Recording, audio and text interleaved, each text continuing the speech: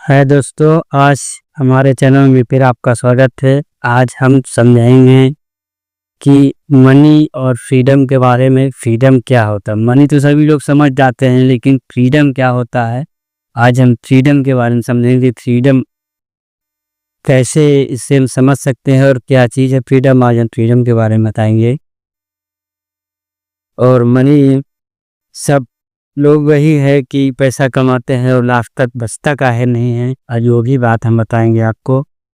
शुरू में और स्टार्ट में हम भी पैसा कमाते थे। मान लीजिए हम जब स्टार्ट में कमाते थे, हमें 5,000 रुपया मिलता था और लास्ट तक में पैसा ख़त्म हो जाता था और बैंक में बचता था हमारे जीरो। यानी पैसा जा कहाँ रहा था, पैसा खर्चा कहाँ हो रहा था, कुछ समझ में नहीं आता था। आज यही चीज़ हम आप लोगों को बताएंगे कि पैसा हमारा कहाँ जा रहा है, काहे बच नहीं रहा है, तरीका बचाने का क्या है, कैसे हम पैसे को बचाएंगे जो हमारे पास पैसा रुकेगा और बचेगा।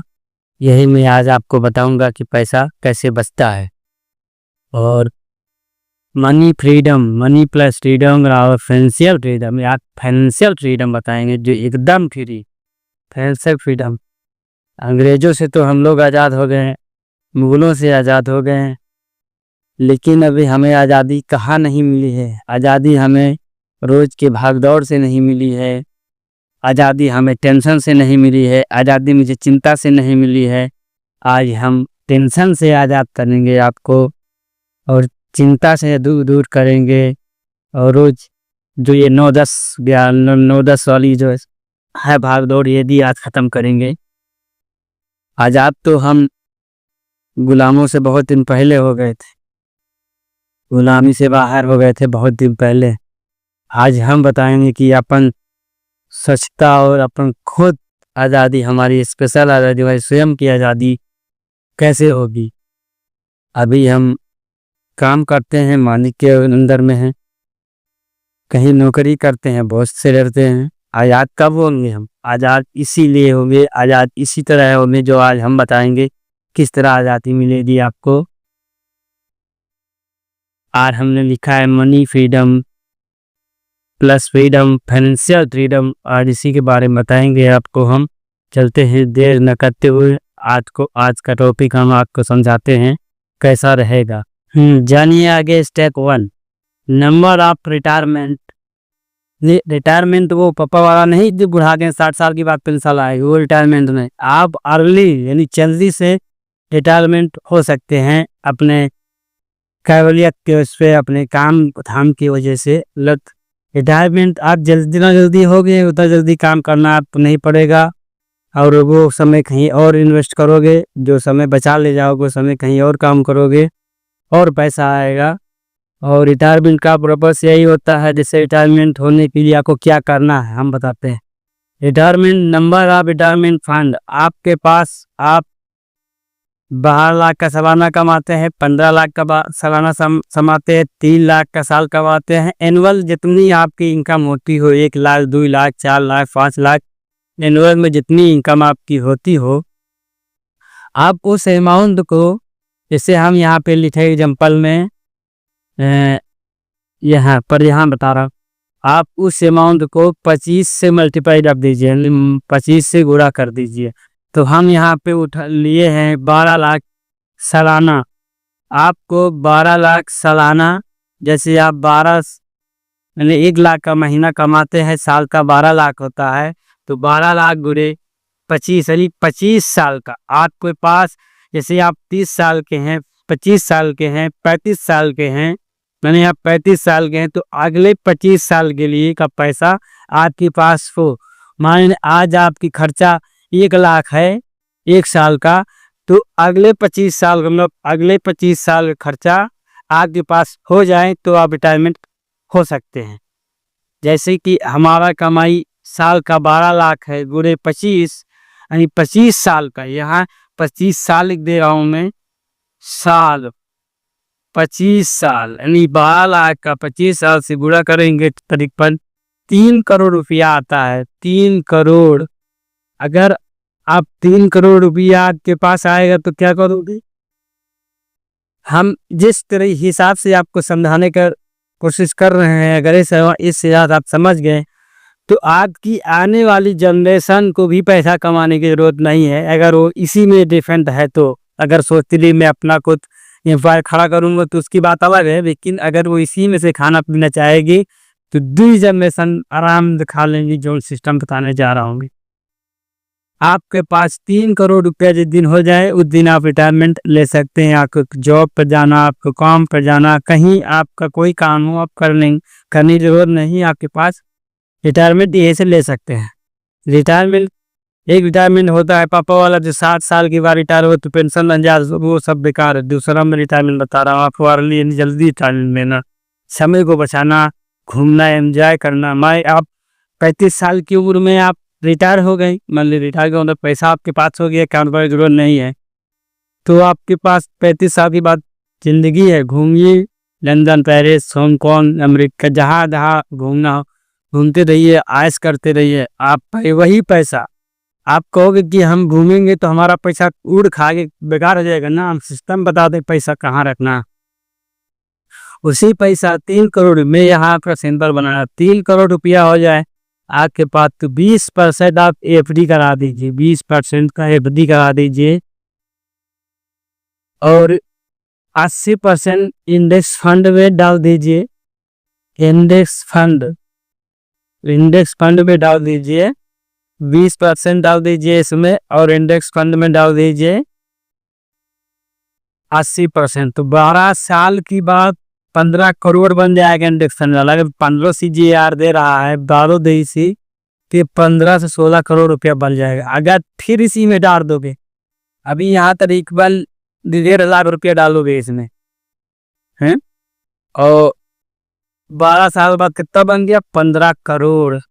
आप समझिए, इसमें 15 करोड़ से आप 5 करोड़ निकाल लीजिए, अपन 100 खर्चा आयस, घूमो, लंदन जाओ, पेरिस जाओ, जहाँ मर्जी वहाँ जाओ वो।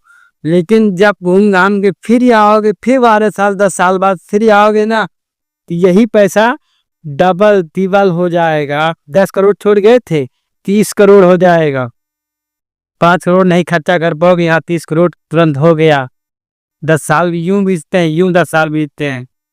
और एफडी मान लीजिए अभी इसमें टाइम लगेगा 10 से 12, तो ये हर साल इसमें से मान लीजिए अगर आप 1 लाख 2 लाख 1 लाख से एफडी कराएं तो 5 साल के बाद अपना खर्चा भरे पैसा निकालिए, अपना खर्चा कर रही है। अभी का इधर ये तैयार हो जाए, पैसों का बादशाह, यहाँ से पैसा बोरिया से भर के निकलता है, बोरा में भर के निकलता है पैसा यहाँ से।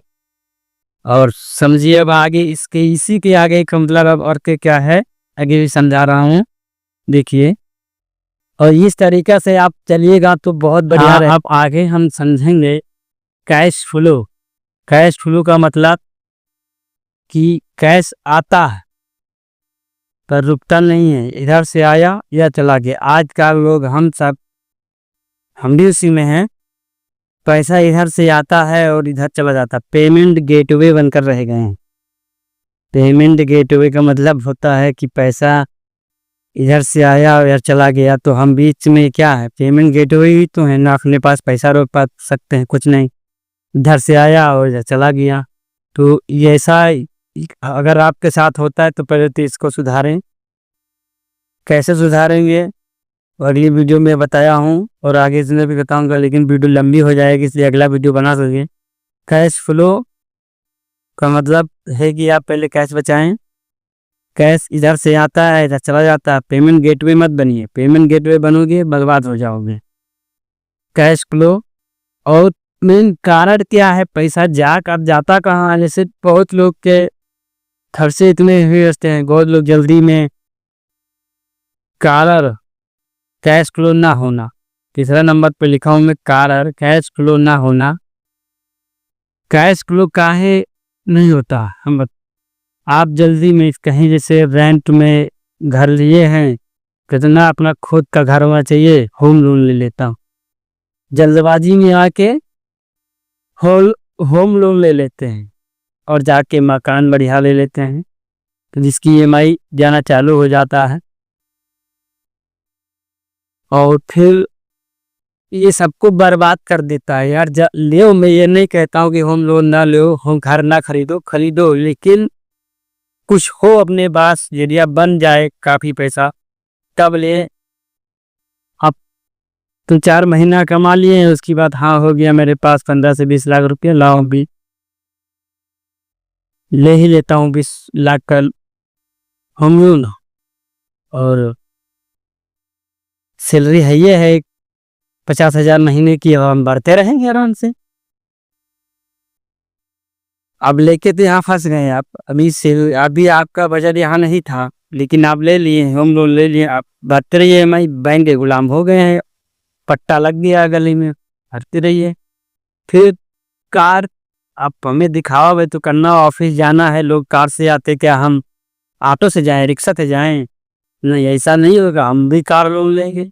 अब यहाँ लोग कार लोन भी ले लिए, अब यहाँ भी फंस गए, यहाँ भी फंस जाते हैं जल्दी में। अरे बजट बनाइए, पहले सोचिए हमारे बजट में है या नहीं है, सोचिए।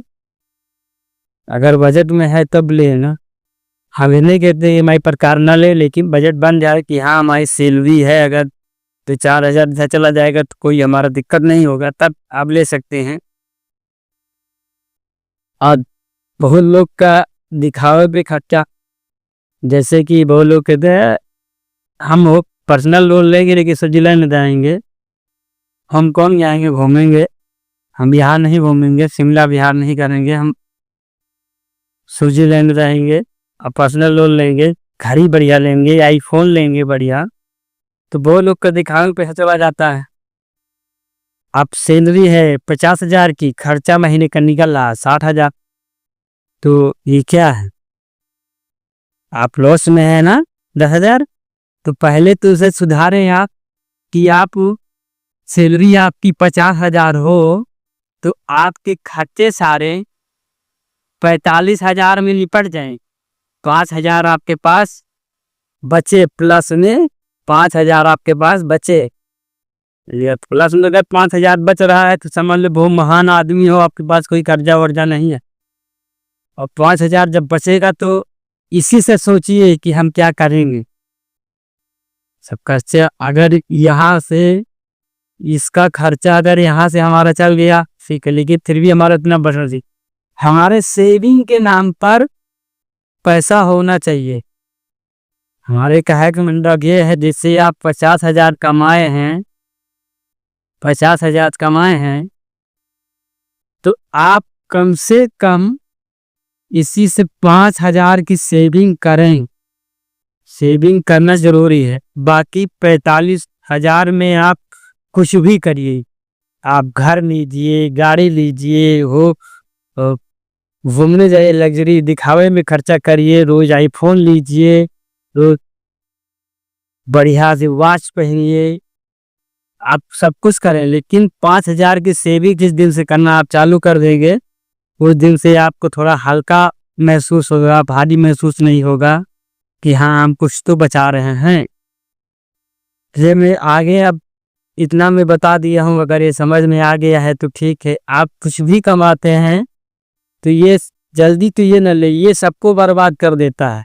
अरे मैं ये नहीं कहता भरना लीजिएगा, सबको लीजिए, देना चाहिए, खुद का मकान होना चाहिए सभी के पास, लेकिन ये जल्दबाजी में नहीं लेना चाहिए, अपना बजट में आके लेना चाहिए कि हाँ हमारे पास सारे काम निपट गए हैं, अब बचा होम लोन, अब हम होम लोन लेके अपना घर बना के अच्छा से अब हम आराम होम लोन भर सकते हैं, कोई दिक्कत नहीं है हमें, तो आप इसे ले सकते हैं।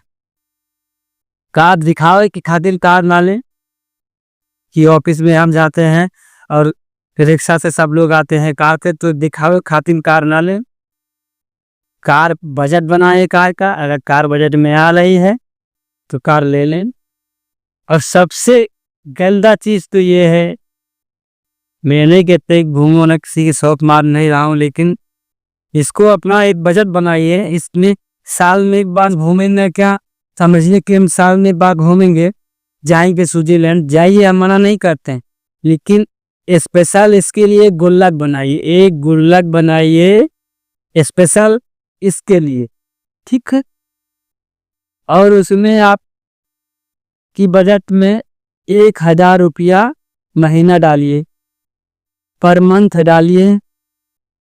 आपके बजट में आए तो 2000 डालिए, 5000 डालिए, मैं एक एग्जांपल दे रहा हूँ, 1000 डालिए। सिर्फ इसके लिए बचा के डालिए। अगर 1000 रुपये डालते तो साल का 12,000 होता है। आप 12,000 रुपया में आप समझे कहाँ कहाँ जा सकते हैं। अपने हिसाब से अगर आप 3 लाख 4 लाख सालाना कमाते हैं तो आप लग्जरी में खर्चा कर सकते हैं। इतना घूमने खातिर खर्चा कर सकते हैं। बाकी और जो कपड़ा लत्ता और शौकीन जो करना भाई वो चीज़ तो इसमें नहीं हो पाएगा। लेकिन आप हमारा हिसाब से तो आप समझिए इस नहीं है। और अगले हम वीडियो में आपको बताएंगे इसके आगे के पार्ट। ये 2 तो बता दिया हूँ, तीसरा मुझे बताना रहेगा। और तीसरा इससे भी अच्छा है और साधाई से समझ जाओगे। और आज की वीडियो में बस इतना ही, और अगले वीडियो में इसी की आगे हम बताएंगे। जय हिंद, जय भारत। वीडियो पे सब बने रहिएगा, सपोर्ट करिएगा।